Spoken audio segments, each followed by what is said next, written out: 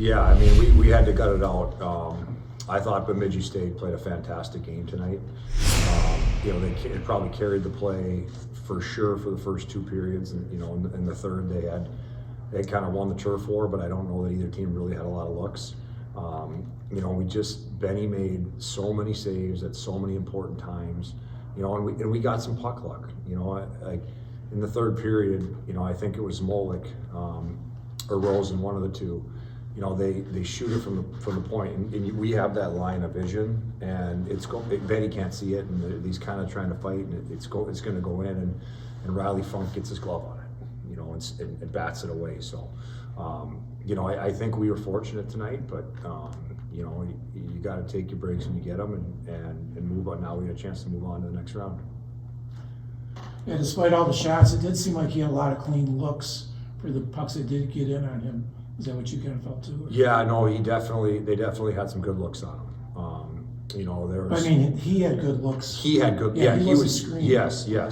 He could see that. He could see the majority of them. I felt like he was really seeing the puck well. He's a tough kid, and even though he's a freshman, I didn't really particularly like the first two goals of the game last night. And from the bench, I kind of said, hey, let's get going here. And because he's got steel in him, like I knew it would get him going, and I don't do that very often. I've done it one other time all year, but from that point on, he was a rock star, and it was a difference in the series. Coach, you mentioned throughout the season a few times about turnovers, costly turnovers. Obviously, you mentioned you got lucky tonight, but does that still concern you? I think there was still a few turnovers that led to some decent shots for Bemidji. Yeah, what a lot of it was our first touch. I think they did a good job on the forecheck, and I don't know that we were connected well enough as five, because sometimes you just got to play small hockey, and you got to bump it 8 feet to bump it 7 feet to get it 9 other feet, and we kind of were trying to bump pucks, but the chain would break, and that's when we got our sustained time in our zone. I don't necessarily know like a lot of them were egregious. That was probably what I was concerned about earlier in the year. These were probably forced due to pressure by a good forecheck by them. And obviously, it's not easy to eliminate a team. You hear it in any sport. Just how proud are you of your team that they were able to, end Bemidji's season and obviously advance moving forward? Yeah, and to do it in 2 games is challenging. Coming into the game tonight, what that room is like. What the intensity they have. I thought they were, in puck battles, I thought they were more intense than we were. And a lot of that's just naturally, when you have your back against the wall, it's just kind of a human nature, fight or flight. But we kept a lot of pucks to the outside. We didn't give up very few odd man rushes. We had 4 breakaways in the game, and didn't score in any of them. So, the game probably could have had a little different feel to it, but I said to the guys last night, I said, tomorrow's not going to be a 7-3 game or whatever that was. It's going to be a tight game, and it was exactly what I thought it was. Did you get a chance to talk to Benny at all yet? Oh yeah. What did you? Anything that you could tell us? What did you say to him? Not just with this week we talked about Mr. March. We need a bunch of Mr. Marches, and when you have guys playing their best at that time of the year, you have a chance to go on a run. And I thought Andre had a great weekend. Benny had a great weekend. David Kiefer with a huge goal.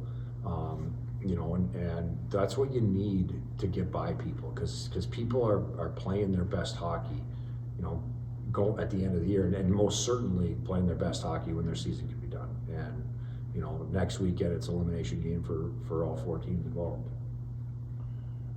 Do you try to take the optimistic look when you had a couple of those shorthanded breakaways, the fact that you're getting them, or do you get worried when you can't cash them in?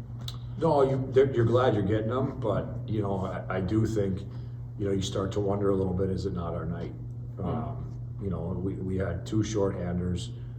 Alex Fry had one, and then like the guys who had them are guys that are power play top 6 type guys. Yeah. I thought Alex maybe was going to do the move. He had a breakaway against Michigan Tech shorthanded, and went to his backhand and scored. I thought maybe we were going to see that again. Joey hit the pipe, so we definitely had our looks. I thought Scholl played good as well.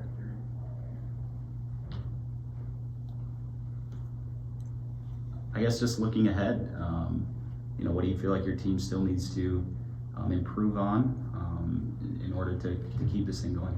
We got to get power play going again. It's been such a streaky unit throughout the course of the year. There's times where it feels like you're going to score every time you're on the ice, and there's other times that I think we're kind of in one a little bit right now where we're just kind of disconnected on it.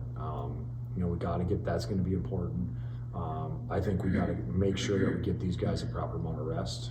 But we're playing pretty good hockey, and we've kind of been better each weekend. I don't necessarily know that this weekend we continued that trend, but we continued enough to win 2 games.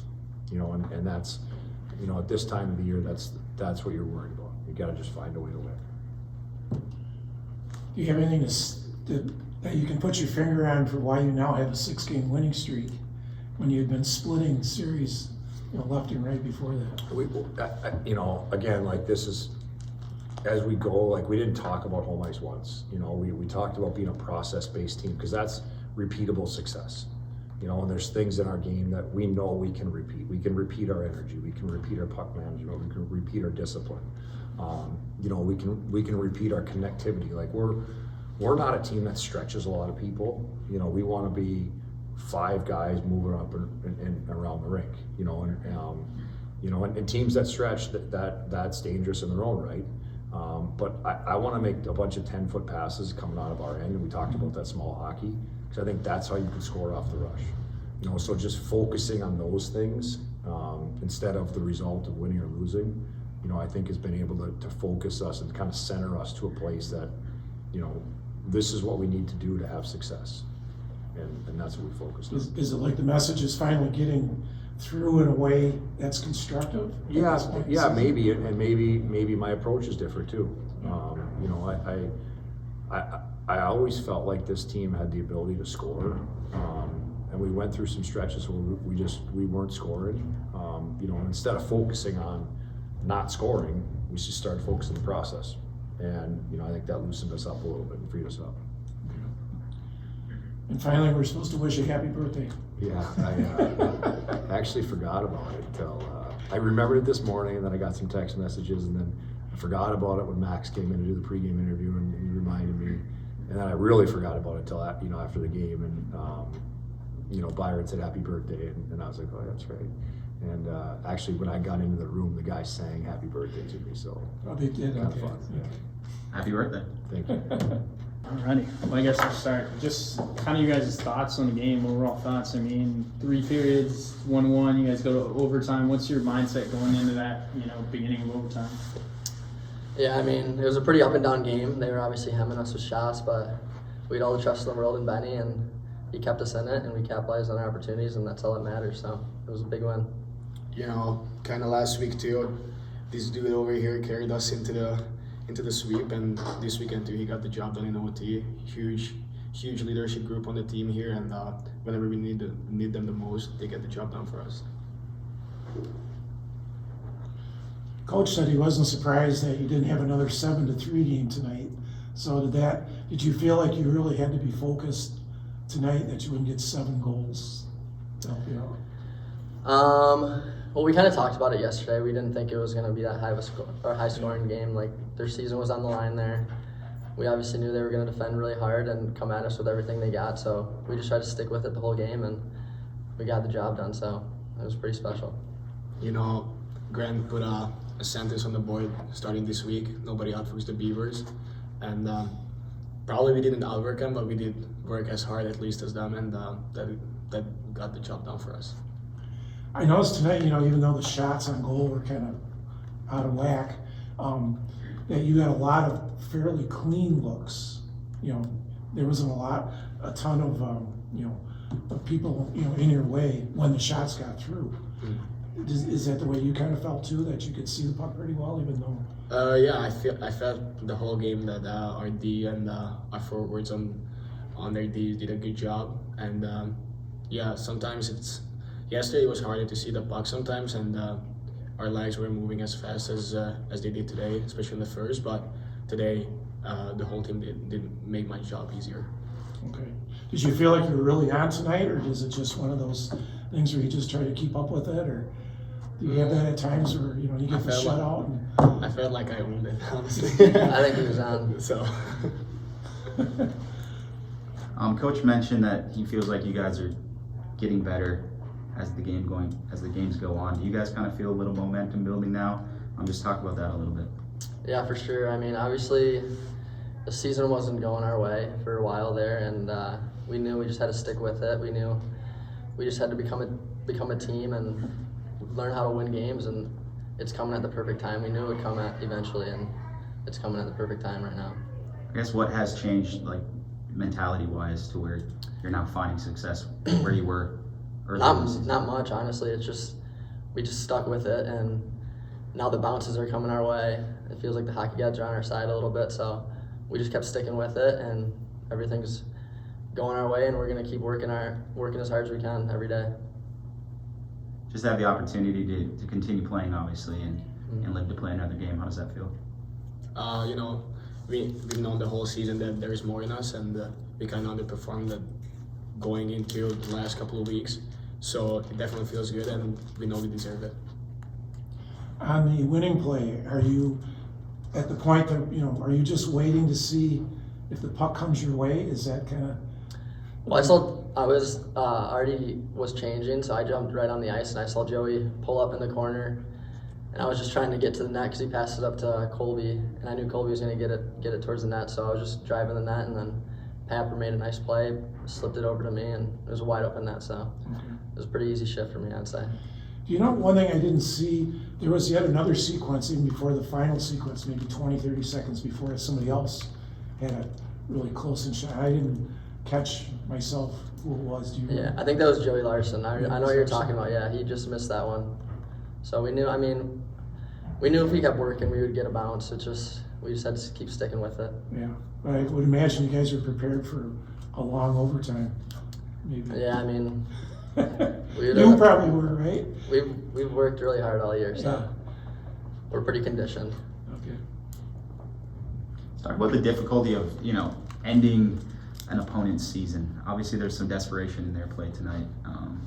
So I'm guessing you guys figured it was going to be a tough battle, but you hear that in any sport. It's hard to end an opponent's season. Do you guys talk about that a little bit? That makes sense. Yeah, well, it's always hard to end someone's season because, like you said, they are in desperation mode, and their goalie played really well. Stopped 3 breakaways, 2 in the first period, so that's huge by him. But like David said earlier, we stuck with it, and hard work, and some kind of luck. And they had luck too. So like we already said, the hockey gods helped us win it, and we just stuck with it like the whole year. Grant was talking about everybody becoming a Mr. March. You mentioned that he had said that to you guys. So This guy right here. Yeah. Are you kind of taking that to heart, and that your performance has to go up? Yeah, for sure. He wrote that on the board right at the start of the week, and we just knew playoffs is you have to play your best hockey if you want to win. So we all are trying to be Mr. March.